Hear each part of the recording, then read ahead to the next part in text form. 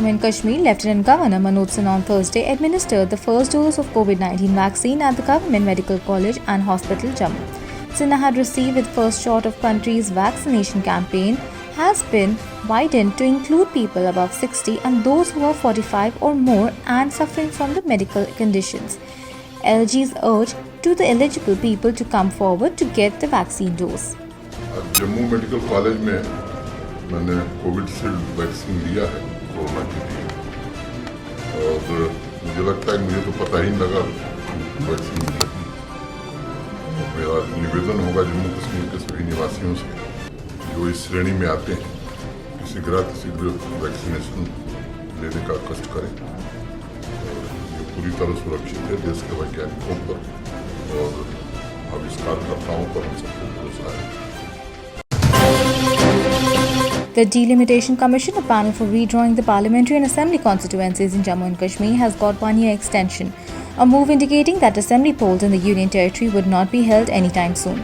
A Gazette notification issued by the government on Wednesday night said the panel, headed by the retired Supreme Court Ranjana Prakash Desai, will get 1 more year of completing its task in the Union Territory, which came into existence on October 2019. After a centre abrogated the special status of the erstwhile state in August that year and announced its reorganization.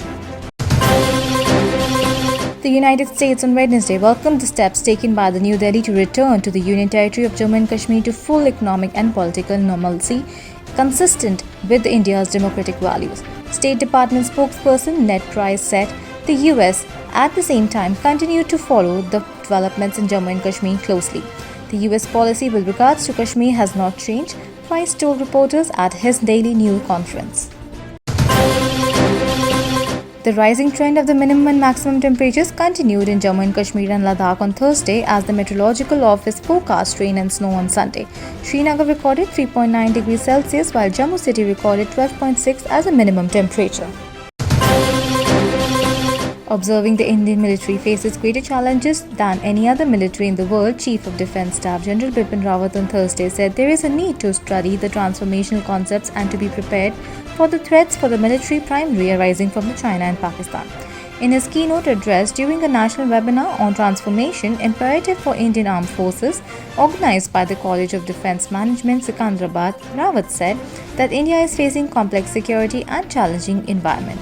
Reforms in defence procurement and renewing the focus on indigenous capability development.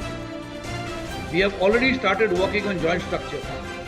Air Defence Command would be the first of those joint structures to be operationalized. The employees and the workers of Jammu and Kashmir Road Transport Corporation held a strong protest demonstration in Jammu demanding release of their 4 months' wages. The protest demonstration led by Provincial President Paramjeet Singh. The workers and employees under the banner of UT of J&K Ladakh Road Transportation Corporation are struggling for the release of their pending salaries of the last 5 months. The hapless corporation workers and their families are facing starvation. Maharashtra, Kerala, Punjab, Tamil Nadu, Gujarat and Karnataka continues to report a surge in the COVID-19 daily new cases, informed to the Ministry of Health and Family Welfare, while adding that they cumulatively account for 85.51% of the new cases reported in the past 24 hours. India's total active caseload has reached 1,73,413 today, and the country's present active caseload now stands at 1.55% of the total positive cases.